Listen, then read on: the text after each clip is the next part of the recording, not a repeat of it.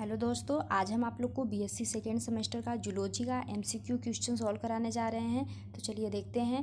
Question number 1 है हमारा, adrenaline hormones increase. Adrenaline hormones increase हमारे क्या बढ़ाता है? एड्रीनलिन हार्मोन्स जो होता है वह हार्ट बीट को भी बढ़ाता है और ब्लड प्रेशर को भी बढ़ाता है। तो इसका सही आंसर होता है बोथ ऑफ दीज।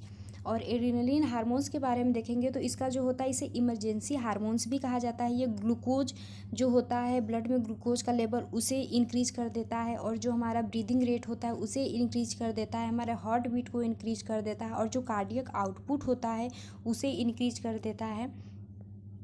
चलिए अब हम क्वेश्चन नंबर 2 देखते हैं। तो क्वेश्चन नंबर 2 है हमारा, the digestive juice which has no enzyme. Digestive juice जिसमें कोई भी एंजाइम नहीं होता है तो उसे हम क्या कहते हैं? तो उसे हम बाइल कहते हैं। जो बाइल होता है इसमें किसी भी प्रकार की एंजाइम्स नहीं होती है। इसमें बिलिरुबिन और बिलिवर्डिन्स पाए जाते हैं, जो कि क्या करते हैं कि जो हमारा मीडिया होता है भोजन का, उसे क्या करते हैं? बेसिक मीडिया प्रोवाइड करते हैं। तो लेकिन इसमें किसी भी प्रकार के एंजाइम्स नहीं पाए जाते हैं। तो इसका option number A right answer है। चलिए हम क्वेश्चन नंबर 3 को देख लेते हैं। क्वेश्चन नंबर 3 हमारा है, body temperature is regulated by. जो बॉडी टेम्परेचर होता है वह रेगुलेट किया जाता है, मतलब क्या, किसके द्वारा रेगुलेट होता है? तो जो बॉडी का टेम्परेचर होता है वह हाइपोथैलेमस के द्वारा रेगुलेट किया जाता है। क्वेश्चन नंबर 4 देख लेते हैं, which of the following is exocrine secretion. जो इक्जोक्राइन सेक्रेशन इसमें से क्या है? तो जो हमारे इक्जोक्राइन ग्लैंड के द्वारा सेक्रेशन होगा वह इक्जोक्राइन सेक्रेशन होता है। तो देखिए, जो ऑक्सीटोसिन है ये हमारे पिट्यूटरी ग्लैंड के द्वारा सेक्रेट होगा। जो थायरोक्सिन होता है ये हमारा थायराइड ग्लैंड के द्वारा सेक्रेट होगा। जो वेसोप्रेसिन है जिसे एंटीडायूरेटिक हार्मोन्स भी कहते हैं, ये जो होता है ये भी हमारे पिट्यूटरी ग्लैंड के द्वारा सिक्रेट होता है। तो ये सब तीनों जो होते हैं एंडोक्राइन ग्लैंड के द्वारा सिक्रेट होते हैं। लेकिन जो सलाइवा होता है वह सलाइवरी ग्लैंड के द्वारा सिक्रेट होता है, जो कि एक एक्जोक्राइन सिक्रेशन है। तो और जो हमारा सलाइवरी ग्लैंड होती है ये हमारी 3 प्रकार की होती है, पैरोटिड ग्लैंड, और होता है सब मैंडिबुलर ग्लैंड और सब लिंगुअल ग्लैंड। तो इसका ऑप्शन नंबर जो बी होता है वह सही है। चलिए हम क्वेश्चन नंबर 5 को देख लेते हैं। The sleep wake cycle of body is regulated by the hormone.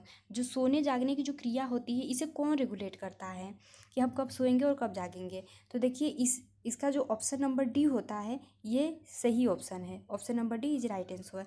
इसमें क्योंकि जो सोने जागने की क्रिया होती है इसे मेलेटोनिन जो होता है यही नियंत्रित करता है, क्योंकि जो प्रोलैक्टिन होता है मिल्क सेक्रेशन में हेल्प करता है। जो कार्टिसोल होता है ये हमारा एड्रिनल ग्लैंड के द्वारा निकलता है, जिसे कि हम स्ट्रेस हार्मोन्स कहते हैं। जब हम चिंता किसी चीज़ का बहुत ज़्यादा ही स्ट्रेस में हम रहते हैं तो तब जाके हमारा कार्टिसोल हार्मोन्स रिलीज होता है। और जो प्रोजेस्टेरोन हार्मोन्स होता है ये जो होता है हमारे ओवरी में कार्पस ल्यूटियम के द्वारा रिलीज होता है, जो कि एंडोमेट्रियम की दीवार को क्या करता है? मेंटेन करके रखता है।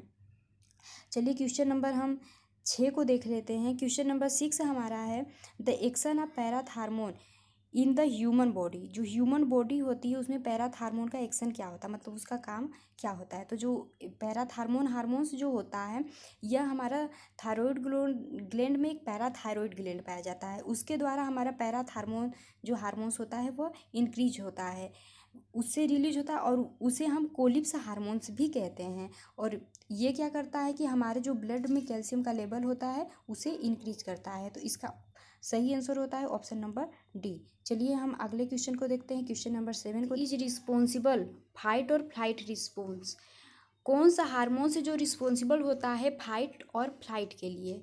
तो इसमें हमारा जो इपिनेफ्रिन और नॉन इपिनेफ्रिन होते हैं यह जो होते हैं फाइट और फ्लाइट के लिए रिस्पॉन्सिबल होते हैं, जो कि हमारे एड्रीनल ग्लैंड के द्वारा सिक्रेट किए जाते हैं। और इसे हम इमरजेंसी हार्मोन्स भी कहते हैं। जैसे कि आप कोई भी बात को सोच रहे हैं अकेले होकर के और आपको पीछे से कोई धक्का दे तो आप डर जाते हैं और आपको पसीने आने लगते हैं, रोंगटे आपके खड़े हो जाते हैं, आपकी जो ब्रीदिंग रेट होती है वह तेज़ हो जाती है, हार्ट बीट आपका तेज़ हो जाता है। तो इसे हम इमरजेंसी हार्मोन्स कहते हैं, और ये जो होता है वो हमें फाइट और फ्लाइट के लिए हमें प्रतिक्रिया करने के लिए तैयार करता है। ये हार्मोन्स होता है इपिनेफ्रिन और नॉन इपिनेफ्रिन। तो इसका सही आंसर होता है ऑप्शन नंबर सी। चलिए क्वेश्चन नंबर 8 को देख लेते हैं। Which of the following is important for muscles contractions. इसमें से मसल्स कॉन्ट्रैक्शंस के लिए कौन सा महत्वपूर्ण होता है? तो जो हमारे कैल्शियम आयन होता है वह मसल्स कंट्रेक्शंस के लिए महत्वपूर्ण होता है। ये रहता है तभी हमारा मसल्स कंट्रेक्शंस करता है। क्वेश्चन नंबर 9 देख लेते हैं। इन मसल्स में the contractions occur due to, muscles में कंट्रेक्शंस किसके द्वारा होता है? तो मसल्स में जो कंट्रेक्शन होता है मायोसिन के द्वारा भी होता है, एक्टिन, मायोसिन और एक्टिन इन दोनों की वजह से हमारे मसल्स में कंट्रेक्शंस होता है। तो इसका आंसर सही होता है बोथ ए एंड बी। चलिए क्वेश्चन नंबर 10 देख लेते हैं। द डार्क बैंड, जो ए बैंड होता है आप स्केलेटन मसल्स, उसको हम क्या कहते हैं? तो उसको हम कहते हैं एनाइसोट्रोपिक बैंड। तो इसका ऑप्शन नंबर बी जो होता है वह सही होता है। यदि आप लोग को ये वीडियो अच्छा लगा